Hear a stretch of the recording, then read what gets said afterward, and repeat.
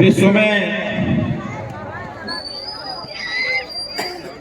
शांति और मानवता का पाठ पढ़ाने वाले तथागत गौतम बुद्ध जी के चरणों में शीश नवाकर उनको मैं प्रणाम करता हूं।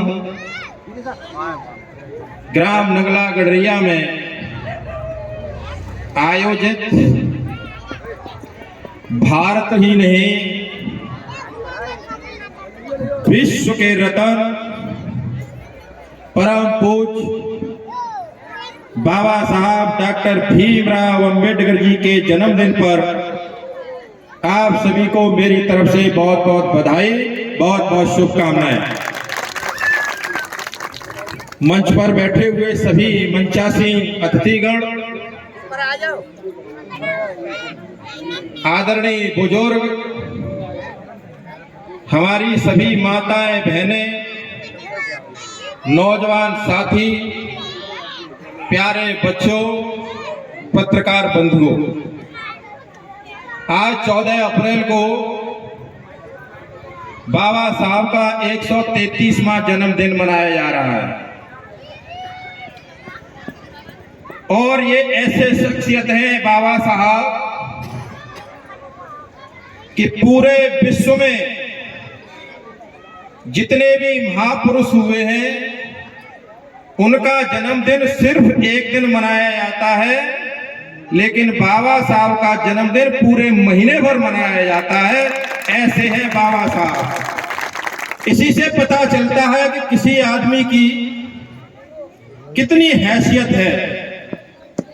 और भारत में ही नहीं, गूगल करके देख लिए, आजकल मोबाइल है आपके पास, 160 देशों में बाबा साहब को मानने वाले लोग रहते हैं, 160 देशों में। लेकिन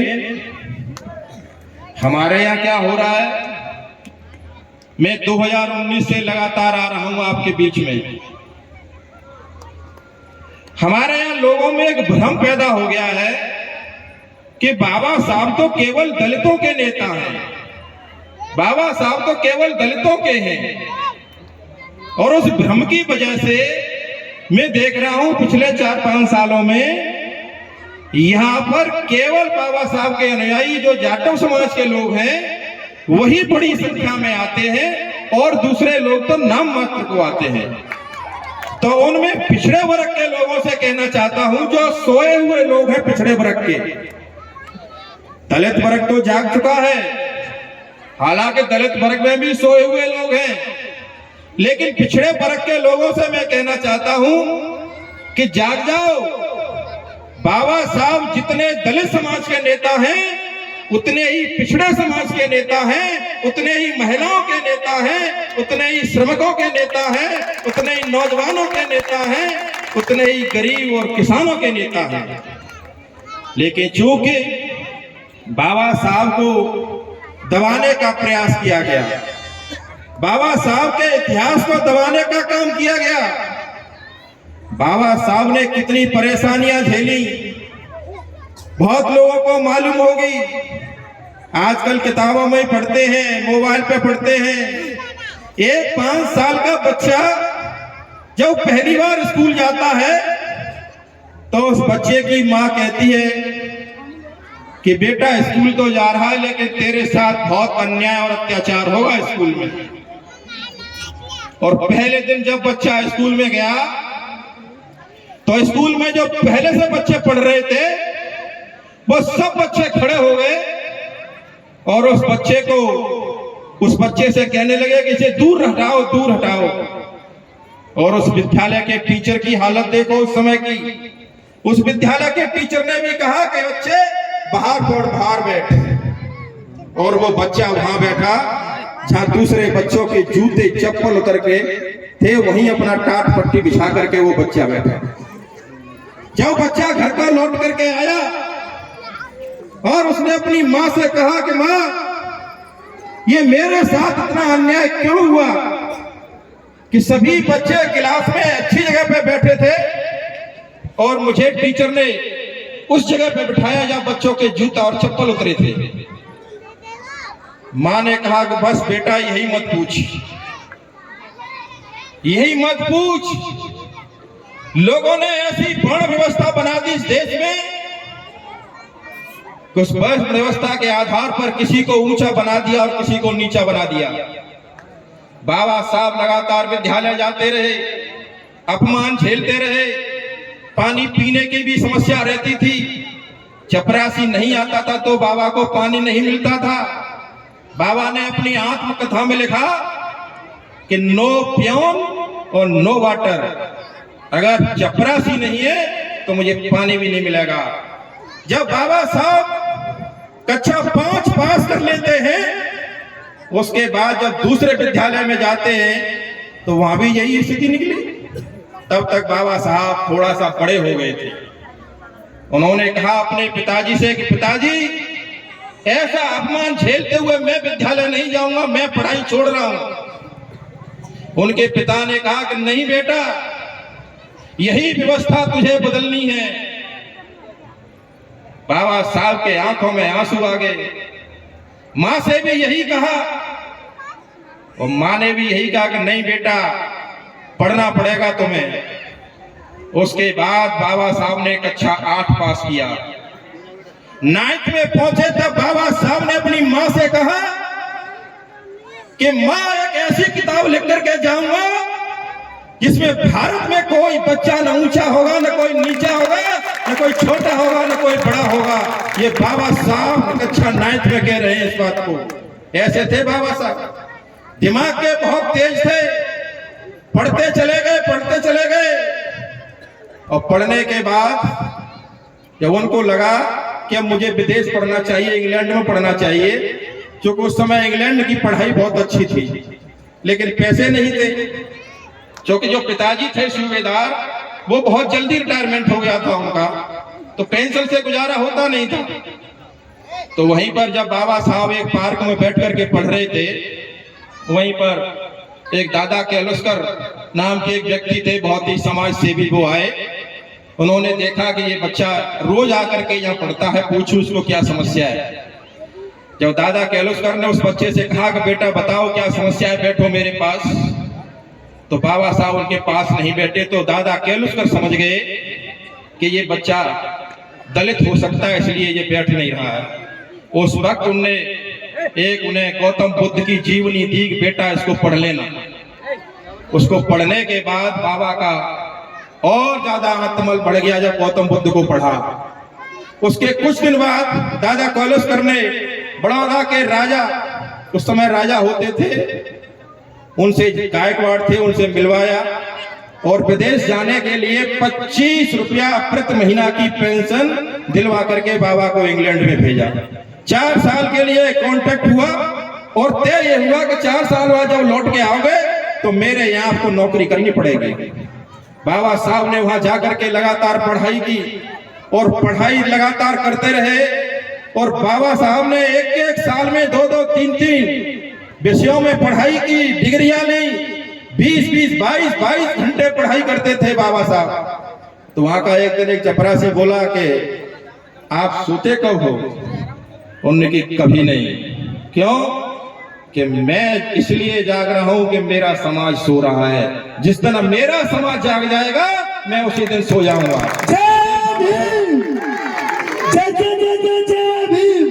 वहां से जब बाबा साहब लौट करके गायकवाड़ के यहाँ आए, रहने के लिए कमरा नहीं मिला, तो कछूत को कमरा कोई देने को तैयार नहीं था। जैसे तैसे एक पादरी के यहाँ रुके, वहां पर भी झंझट हुआ, आप सब लोगों को मालूम है। 3-4 दिन बाद बाबा को निकाल दिया गया। तो पहले जो कॉन्टेक्ट था उस राजा से, तो उनको जो है सचिव बना दिया गया, सैन्य सचिव, जो आजकल IAS बनते हैं वो बना दिया गया उनको, बाबा साहब को। लेकिन इतना पढ़ा लिखा व्यक्ति, इतना योग्य व्यक्ति जब अपनी ऑफिस में बैठता है और चपरासी से कहता है कि जरा फाइल लेकर के आओ, तो वो चपरासी फाइल का पूरा गट्ठर उठा करके बाबा साहब की मेज पर पटक देता है, जिससे लगी धूल बाबा साहब के मुंह पर चली जाती है। तो बाबा साहब ने कहा कि मैं इतना पढ़ा लिखा व्यक्ति, इतना योग्य व्यक्ति, सैन्य सचिव होकर के भी मेरी अभी यही हालत है, तो मेरे समाज की क्या हालत होगी। बाबा साहब चिंतित हो गए और 3-4 दिन नौकरी करने के बाद बाबा ने नौकरी त्याग दी। उसके बाद वकालत करी, प्रोफेसर बने, लेकिन कहीं मन नहीं लगा कि छुआछूत हर जगह उनको मिला। बाबा साहब ने यह तय कर लिया कि अब कुछ नहीं करना है, अब समाज के लिए काम करना है। इधर आजादी की लड़ाई चल रही थी, इधर आजादी की लड़ाई चलते चलते चलते चलते 42 और 43 तक पहुंच चुकी थी। करो मरो का नारा दे रहे थे इधर लोग। जब देश आजाद हो गया, आजाद होने के बाद इंग्लैंड के जो राजा थे उन्होंने कहा कि अपना एक संविधान लिख लो जिससे तुम्हें आगे सरकार चलानी है। उन्होंने कहा साहब हम संविधान कैसे लिख दें, आप ही संविधान हमारा लिख दो। तो इंग्लैंड के लोग बोले कि नहीं, आपके पास एक आदमी है। कि वो कौन आदमी है? कि वो है डॉक्टर भीमराव अंबेडकर। तो लोगों ने कहा कि ऐसा कैसे हो सकता है, लेकिन चूंकि डॉक्टर राजेंद्र प्रसाद और जवाहरलाल नेहरू बड़े योग्य व्यक्ति थे, उन्होंने इनसे संपर्क साधा और प्राक्कलन समिति का इनको अध्यक्ष बना दिया। इसी में कुछ लोग ये कहते हैं कि बाबा साहब को अध्यक्ष बना करके हमने एहसान किया। तुमने एहसान नहीं किया। संविधान लिखने के लिए पूरे देश में कोई बाबा साहब से होशियार आदमी नहीं था, इसलिए तुम्हारी मजबूरी थी कि बाबा साहब को अध्यक्ष बना करके तुमने संविधान लिखवाया।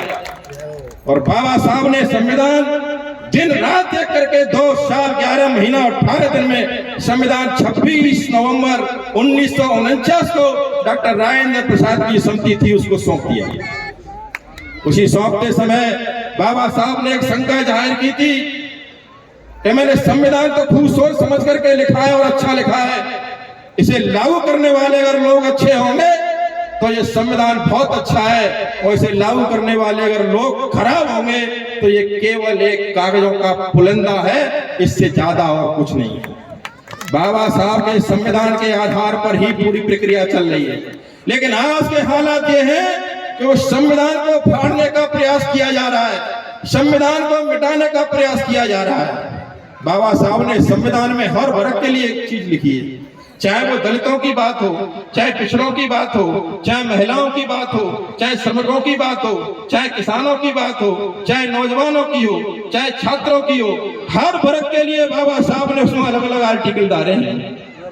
आर्टिकल 13 ये कहता है कि 26 जनवरी 1950 से चल रही पहले की जितनी रूढ़वादिता है, जितना पाखंड और अंधविश्वास है, वो सब समाप्त किया जाता है। अब कोई रूढ़वादिता और अखंड पाखंड इस देश में नहीं चलेगा। यह आर्टिकल 13 है।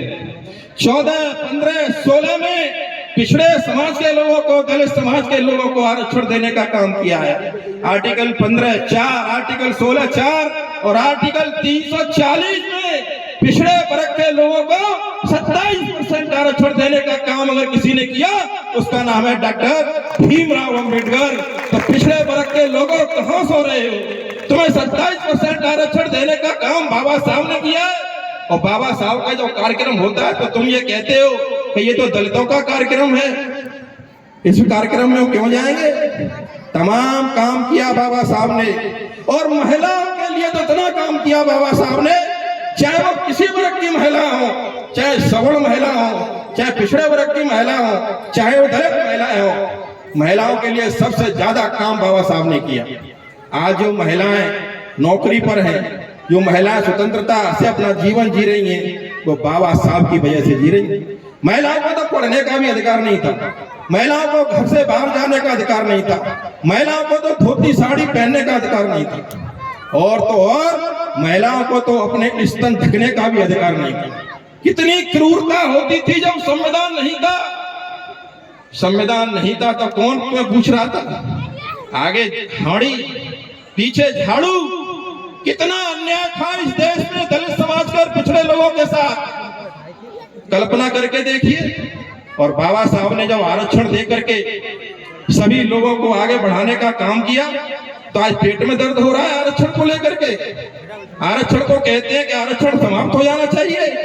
आरक्षण उस दिन समाप्त हो जाएगा जिस दिन सबको समान शिक्षा दे दो, और 100 साल तक समान शिक्षा दे दो।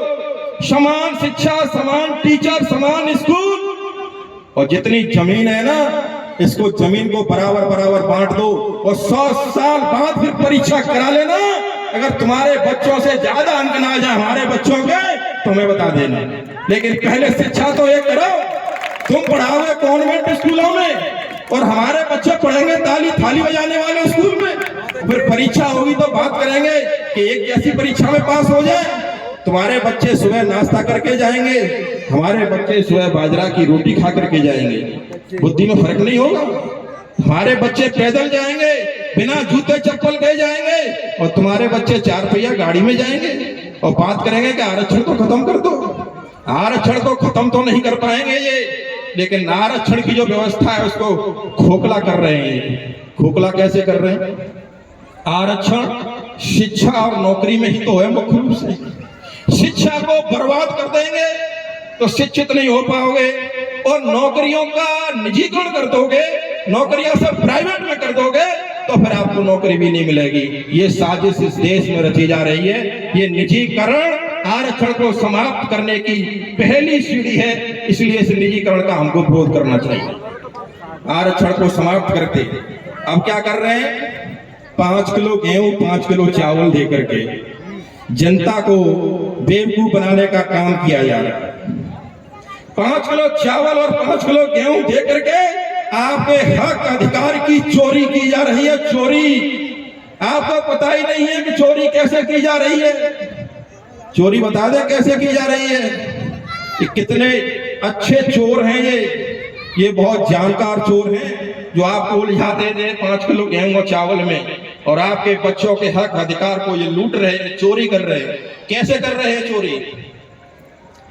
भैंस तो रखते हैं ना ज्यादातर लोग, और भैंस में एक घंटा बांध देते हैं, घंटा गलगला कह लो या घंटा, उसको बांध देते हैं। और चोर जब आता है चोरी करने के लिए और भैंस को खोलता है तो एक चोर तो अपनी उस भैंस को ले जाता है और एक चोर घंटे को ले लेता है।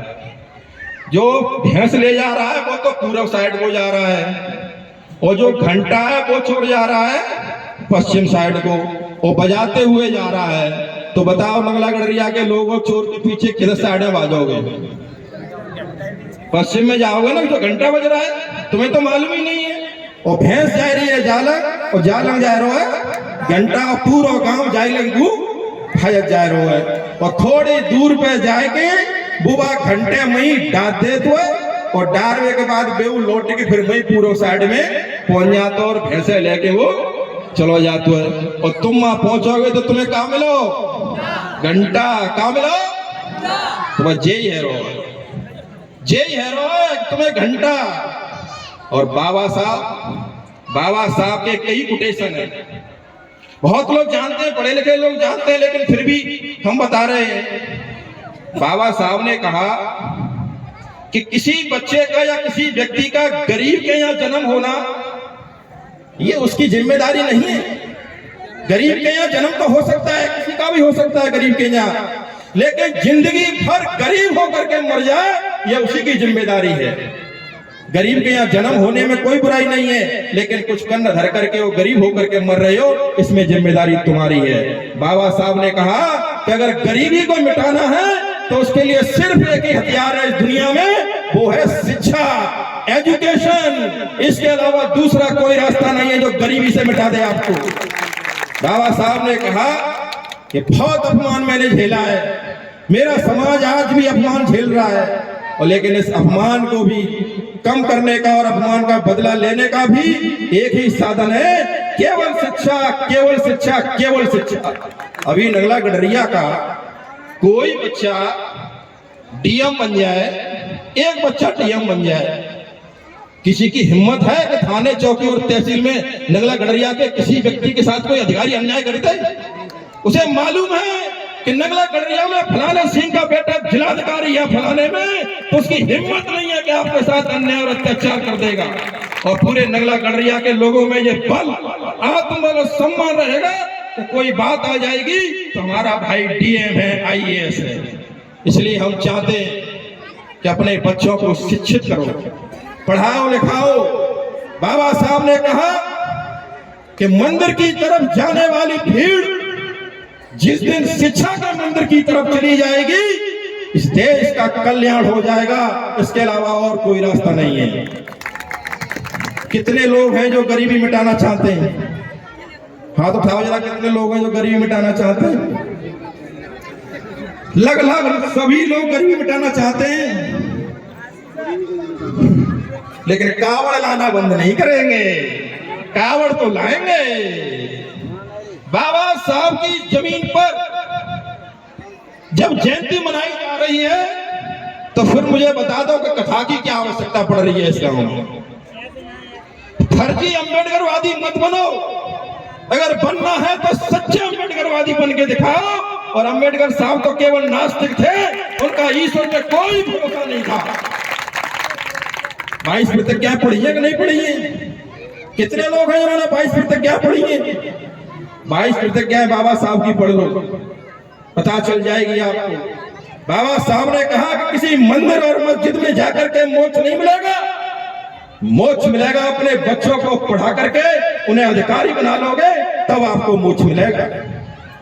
तो एक ही बात कहना चाहता हूं, अगर सच्चाई और ईमानदारी के साथ बाबा को मानना चाहते हो, अगर सही मायने में अगर जयंती उनकी करना चाहते हो, तो बाबा साहब के बताए हुए रास्ते पर चलो। बाबा साहब ने तमाम रास्ते बताए हैं। अरे हम कह रहे 50% बाबा साहब को याद कर लो। हम भी तुम जैसे ही थे, लेकिन जैसे जैसे हमने बाबा साहब को पढ़ा, हम तो ऐसे घुसते चले गए बाबा साहब में, कभी हमें चैन ही नहीं पड़ता है जिस दिन बाबा साहब को घंटा 1 घंटा किताब ना पढ़ ले। अभी हमारे यहाँ कोई गए थे 2-3 बच्चे तुम्हारे यहाँ से हमें वो आमंत्रण देने के लिए। बताओ कितनी किताबें थी हमारे यहाँ। उमा साहब क्या है उनका नाम? ये कन्हैया फनैया, ये तो जाते रहते हैं। बाबा साहब की तमाम किताबें मैं डेली बाबा साहब को पढ़ता हूँ। मैं भी ये कलावा भानता था हाथ में, कलावा, लेकिन बाबा साहब को जिस दिन से पढ़ा है उस दिन से इस हाथ में कलावा नहीं मिलेगा आपको। बाबा साहब ने कहा कि ये कलावा गुलामी का बंधन है, गुलामी का। अगर मुंह से जय भीम बोलोगे और हाथ में कलावा रखोगे तो जय भीम नहीं बोल पाओगे। ये याद रखो। जय भीम कोई मामूली नाम नहीं है। जय भीम का नारा जो दिल लगता है तो अंदर से 440 वोल्ट का करंट पैदा होता है। हिम्मत आती है, हिम्मत, गर्व आता है। अब जय भीम बोलते हैं तो गुड मॉर्निंग बोलेंगे तो सुबह का एहसास होगा, आफ्टरनून बोलेंगे तो दोपहर का होगा, और गुड इवनिंग बोलेंगे तो शाम का होगा, और जय भीम बोलेंगे तो इंसान से इंसान की पहचान करने वाले का नाम होगा जय भीम। ये जय भीम में कोई ऐसा नहीं है जी चाहे उससे जय भीम कर लो। जय भीम भी सोच समझ के करो। तमाम फर्जी लोग घूम रहे हैं, और ऐसे लोग घूम रहे हैं जो बाबा साहब को गाली देते हैं, बाबा साहब के अनुयायियों को गाली देते हैं। और जब चुनाव आता है तो जय भीम का नारा लगा करके आप लोगों को कहते हैं कि जाटवों में तो बस जय भीम को नारा लगाए दो, सोई काम है जागो। ये फर्जी जय भीम वालों से बचो, असली जय भीम वालों का साथ दो, असली जय भीम वालों का साथ दो। बस लास्ट में इतना ही कहना चाहेंगे कि सब लोग एक होकर के आगे बढ़ना चाहते हो तो घर घर संविधान को पढ़ाओ। संविधान की किताब ज्यादा महंगी नहीं आती है, जरूरत पड़ेगी तो हम भी ला देंगे। और पिछली साल भी हमने कहा था, इस साल भी कह रहे हैं कि थोड़ा सा एक यहाँ कोई पुस्तकालय टाइप बनवाओ जिसमें हम लोग भी सभी सहयोग करके, वो जरूरी है कि किताबें होंगी यहाँ तो बच्चे पढ़ेंगे। और संविधान को पढ़ने के बाद निश्चित रूप से आपको लाभ होगा। ये हमारी गारंटी है कि संविधान से नुकसान किसी को नहीं होगा, संविधान से आपको फायदा होगा। उसके आर्टिकल पढ़िए, उसमें क्या क्या उसमें आपको अधिकार दिए हैं, ये सब चीजें हैं। और जुल्म के साए में लब खोलेगा कौन? और हम भी चुप रहेंगे तो फिर बोलेगा कौन?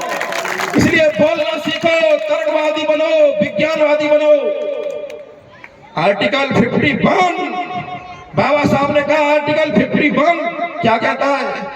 वैज्ञानिक दृष्टिकोण, वैज्ञानिक चेतना का विकास करो। इन बाबाओं के चक्कर में मत पड़ो। कुछ नहीं होने वाला है, वैज्ञानिक चेतना में आओ। एक छोटा सा किस्सा और सुनाएंगे, ज्यादा टाइम तो नहीं हो रहा। एक व्यक्ति था, उसको कुछ व्यापार वगैरह में कुछ घाटा वाटा उसको पड़ गया। उसने कहा कि हम किसी को दिखवाते हैं इसमें हमें घाटा कैसे पड़ गया। तो उसके पास गया जो पत्रा वत्रा देखते हैं, उन्होंने कहा साहब हमें थोड़ा व्यापार बिजनेस में घाटा हो गया है, हमारा जरा देखो। तो पत्रा वालों ने कहा हम नहीं बता रहे कौन है क्या, तुम सब समझदार हो, पत्रा वाले कौन हैं। तो उन्हें पत्रा देख करके कहा कि बेटा तेरे पे शनिचर चल रहा है। उन्होंने की अच्छा कि हाँ तो करो सही। तो इसके लिए आपको हवन कराना पड़ेगा, शनिचर उतर जाएगा लेकिन हवन कराना पड़ेगा। कि कितना खर्चा हो जाएगा? कि 10,000 रुपए खर्च हो जाएंगे। उन्होंने की नहीं साहब 10 तो ज्यादा है, कुछ कम करो। कहते चलो तो 50% छूट कर देते हैं, तुम 5,000 रुपया खर्च कर लो। कि मुंह पे 5,000 होना है तो चलो तुम 1,000 रुपया खर्च कर लो। कि मुंह पे 1,000 होना है कि तो 500 खर्च कर लो। बाने अपनी दोनों जेब उल्टी करके दिखाई देंगे, मुंह पे 1 रुपया ना है। सुबह बोले पत्रावाए कि जब तो पे 1 रुपया ना है तो जा बेटा तेरे शनिचरू को चुना कर रहा हूं, तेरा शनिचरू को चुना कर रहा हूं। तो पाखंडों से बचना है आपको। एक मंगल ग्रह, मंगल ग्रह कितनी दूर रहता है यहाँ से? बहुत दूर रहता है। और हमारी बेटियों की शादी तोड़वा देता है, हमारी बेटियों की शादी तोड़वा देता है। मंगल का नहीं होती है मंगली लड़की, कितनी दूर है मंगल यहाँ से, और वो यहाँ आ जाता है ठांडा में, नाना लगड़िया में या सुखदेव पे या कहीं भी आ जाता है और शादी तोड़वा के चला जाता है। और फिर पत्रा वाले में इतनी दम है उसमें मंत्र में कि वो सीधो जनते वापस चला जाता है। तो इन चीजों से बचिए। ये पैसा जो खर्च होता है, चाहे वो कावड़ के नाम पे हो, चाहे चढ़ावा के नाम पे हो, मैं ये नहीं कह रहा कि पूजा आप बंद करो, वो तो आपका विषय है। आप किस धर्म को मानते हैं, किस भगवान को मानते हैं, किस ईश्वर को मानते हैं, ये आपका विषय है। लेकिन मैं ये कह रहा हूं कि ये चढ़ावा फालतू का खर्चा रोक करके अपने बच्चों की शिक्षा पर खर्च करो। और जब बच्चा तुम्हारा PCS बन जाए, IAS बन जाए, दरोगा बन जाए तो खूब खर्च कर लेना, खूब दावत खिला देना, देसी घी की दावत कर देना। लेकिन बेवजह अभी पैसे बचा करके बच्चों को पढ़ा लो, और इसके अलावा कोई और दूसरा रास्ता नहीं। अब बस एक छोटी सी बात और कह करके हम अपनी बात को खत्म करेंगे। अपने अपने हिस्से का सब काम करते रहो। हमारे पास कोई ये गारंटी नहीं है कि हम पूरे समाज को बदल देंगे, लेकिन हाँ अपने हिस्से का हम काम कर रहे हैं। और कितना अपना हिस्से का काम कर रहे हैं, बस 1 मिनट में अपनी बात खत्म करेंगे।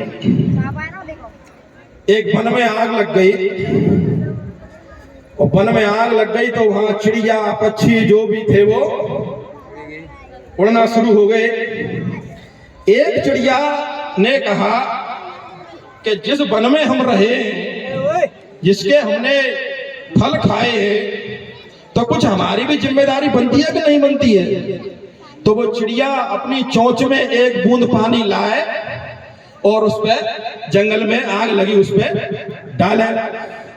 तो जो चिड़िया इधर उधर उड़ रही थी, जो उससे पानी नहीं ला रही थी, वो कह रही थी क्या कर रही है, मर जाएगी, आग लगी हुई है।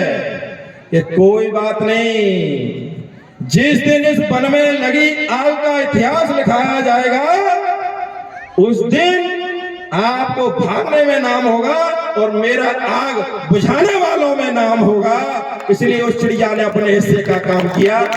इसलिए मैं तो अपने हिस्से का काम जितना हो सकता है उतना कर रहा हूं। मैं भी बहुत सी गलतियां करता रहता हूं, लेकिन धीरे धीरे जैसे जैसे मैं बाबा साहब को पढ़ रहा हूं, अपनी जो कमियां हैं उनको दूर करने का काफी हद तक प्रयास कर रहा हूं। और बाबा साहब को एक बार जो पढ़ लेगा वो बाबा साहब का दीवाना हो जाएगा, कोई रोक नहीं पाएगा। इसलिए आप सभी लोगों ने हमें बुलाया, हमें बोलने का अवसर दिया, आप लोगों ने हमारा स्वागत किया।